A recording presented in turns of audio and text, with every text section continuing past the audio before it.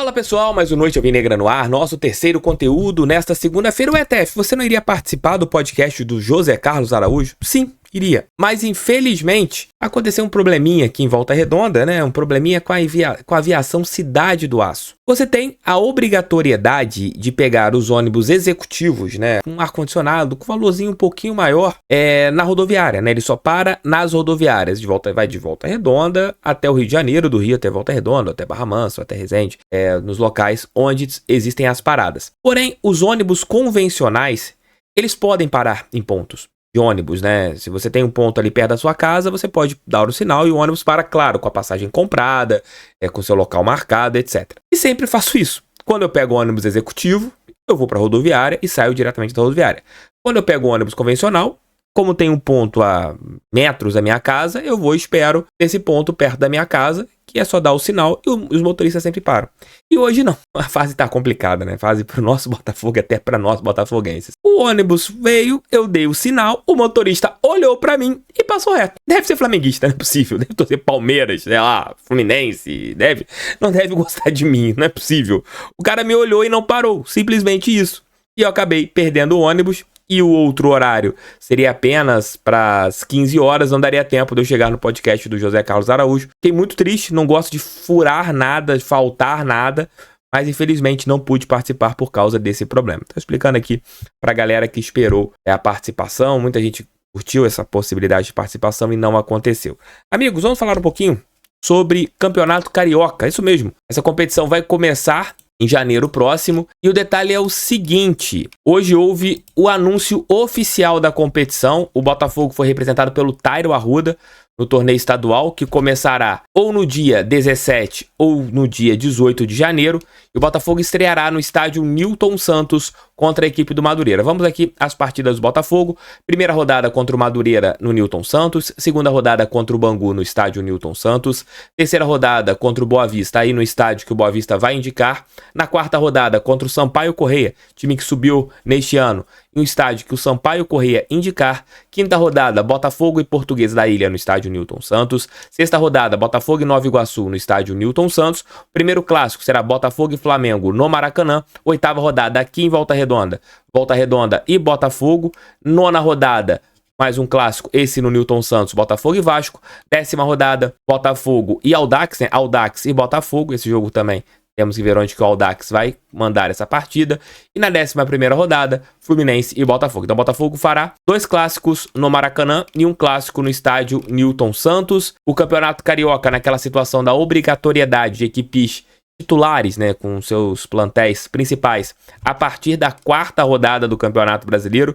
Então, o Botafogo terá que, jogar com seu time titular a partir da 5ª rodada, corrigindo, no jogo contra a equipe da Portuguesa da Ilha, no estádio Newton Santos, no dia 31 ou no dia 1º de fevereiro, né? Então, o Botafogo terá o início do seu campeonato estadual, possivelmente com uma equipe mesclada, talvez com alguns meninos que não ganharam minutos nesse campeonato carioca, e com a sua força máxima, com jogadores contratados já a partir ali do final de fevereiro. Então, o Botafogo terá pelo menos 6 partidas, da fase inicial, jogando com seu time titular. E, claro, se conseguir a classificação para as semifinais e finais, você jogará pelo menos 10 partidas, 6, 8, 2 na semifinal e 2 na final, chegando até a final, é claro, 10 partidas com uma equipe titular.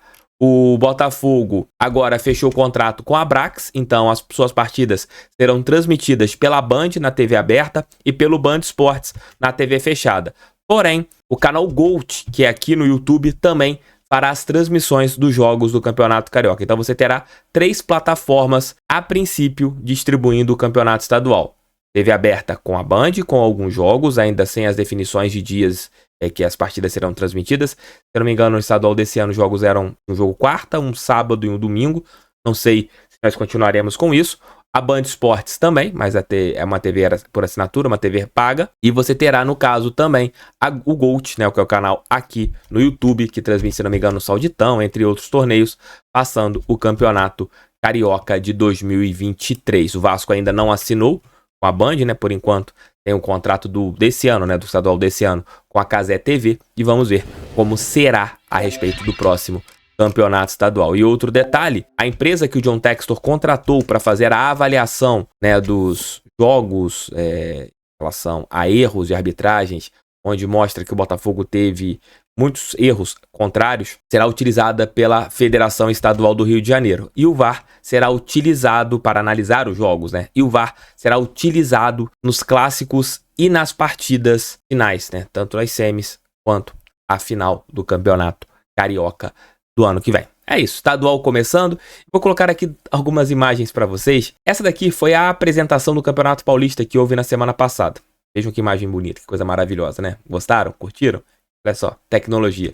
E vejam a tecnologia do Campeonato Carioca. Apresentação em planilha de Excel. Por isso que o Campeonato Paulista é rentável. Os grandes lá jogam para valer, porque vale 40 milhões para cada um. 40 milhões de reais. As equipes grandes de São Paulo ganham para disputar o Campeonato Paulista. As equipes pequenas ganham 8 milhões de reais. 8! Mais do que ganham na Série B do Campeonato Brasileiro. E o Bragantino deve receber um valor ali intermediário por não ser grande, não ser uma equipe pequena hoje, mas não ganha 40 milhões como os 4 grandes e também não ganha pouco como as equipes do interior paulista e também as equipes da capital, né, que são menores. E aqui no Rio, 2 campeonatos sem nenhum tipo de premiações, né, 2 ou 3, e é assim. E essa tecnologia. Qual vai ser o estilo do Botafogo nessa competição? Vai jogar pra valer? Vai jogar meia boca? Vamos empurrando com a barriga? Como que a gente vai ser em relação a esse torneio, né? Como que a gente vai agir? Infelizmente, por causa do que eles estão fazendo no Campeonato Brasileiro, até o Carioquinha vai ter uma pressão em cima deles por causa do que eles estão fazendo no Brasileirão. Esse é o nosso conteúdo. Aqui uma dica da Aposente Fácil. Se você está em busca da sua aposentadoria, procure a equipe do Luciano. Lá eles vão te passar todos os detalhes, vão te atender da melhor maneira possível, vão te dar todas as dicas em relação à aposentadoria, se você pode se aposentar, se você pode receber mais se você já é aposentado. Então entre em contato agora com a equipe do Luciano, ou se você conhece alguém que está querendo se aposentar ou já é aposentado, falando assim, recebo pouco.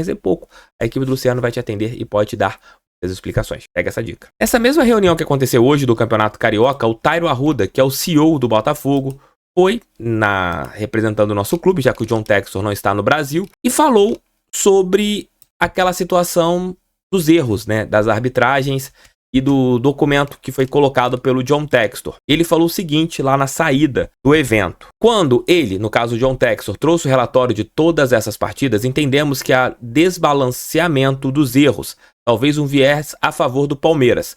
Quando você analisa os erros ponto a ponto, talvez não se enxergue isso, mas se olhar o contexto, consegue entender que todas as vezes o favorecimento é de um lado e os erros são sempre do outro. A arbitragem brasileira é bastante contestada, mas será que é igual para todos? Estamos percebendo que há um viés. Vamos acionar o Ministério Público em breve para poder fazer uma denúncia formal e deixar as investigações a cargo do Ministério Público do Brasil. Ele completou, é a maior empresa do mundo, falando da empresa, né, que o Botafogo contratou, né, para fazer esse relatório, é a maior empresa do mundo em relação à análise de arbitragem. Eles prestam serviço para ligas, polícia europeia. É uma empresa totalmente independente do que faz. Quando o Textor contratou essa empresa, foi no sentido de tirar o Botafogo e analisar a própria partida. É aquilo que a gente vem falando. Ontem não teve culpa nenhuma da arbitragem. O Wilton Pereira Sampaio, que é um dos piores árbitros do futebol brasileiro, apitou um jogo de maneira correta. Acertou, errou. Tem um lance duvidoso que a torcida do Santos contesta, que a bola bate no braço do Gabriel Pires, mas na minha opinião, ele não tira nenhum tipo de proveito da jogada, mas é um lance interpretativo que poderia ser marcado. Se o Wilton tivesse mal intencionado, poderia ter marcado.